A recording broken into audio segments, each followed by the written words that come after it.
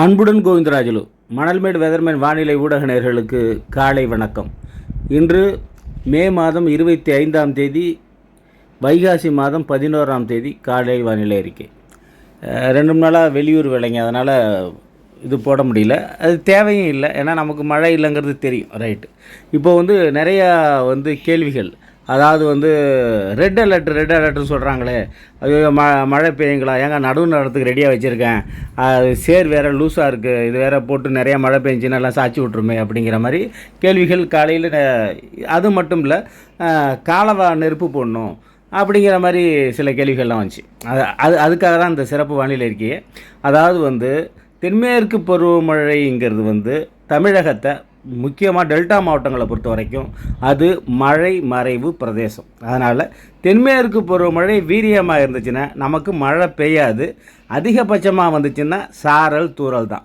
அதனால் தென்மேற்கு பருவமழை 31 அநேகமாக ஜூன் 1ஆம் தேதி வரைக்கும் நல்லா ஆக்டிவாக இருக்க போகுது.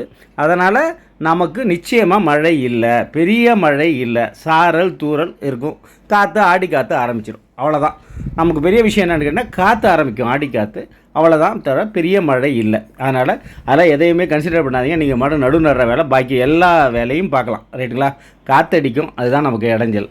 பாக்கி இந்த பக்கம், அதாவது தென்மேற்கு பருவமழை காலத்தில் தான் எல்லா அணைகளும் நிரம்பும் தண்ணீருக்கு தர்றதுக்கான வாய்ப்பு உள்ள இடம். அதாவது இந்தியாவுடைய 70% மழை தென்மேற்கு பருவமழையை நம்பி தான் இருக்குது. இந்த நேரத்தில் ஒரு அரபிக்கடலில் ஒரு நிகழ்வு ஒன்று இருந்துக்கிட்டு, அது மும்பையை அநேகமாக வெள்ளக்காடாக்கி அது நிறைய ஒரு பாதிப்பை ஏற்படுத்திக்கிட்டு அப்படியே பாகிஸ்தான் போகுது.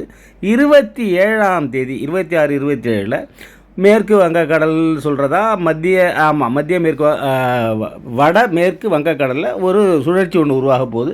அந்த சுழற்சி இது அந்த மீன் டைம் இது என்ன பண்ணோம், இந்த சுழற்சி பாகிஸ்தானுக்கு போயிடும். இந்த காற்று இந்த பக்கம் திரும்புறதுனால 27 இல்லை 28, 29, 30 சாயங்காலத்தில் ஒரு அரை மணி நேரம் 1 மணி நேரம் டெல்டா மாவட்டங்களில், ஏன்னா தென்மேற்கு பருவமழை காலத்தில் மழை பெய்யான்னு சொல்லிட்டேன்னா, ஆனால் 28, 29, 30 வெப்பசலன மழை ஆரம்பிக்கும். ரைட்டுங்களா?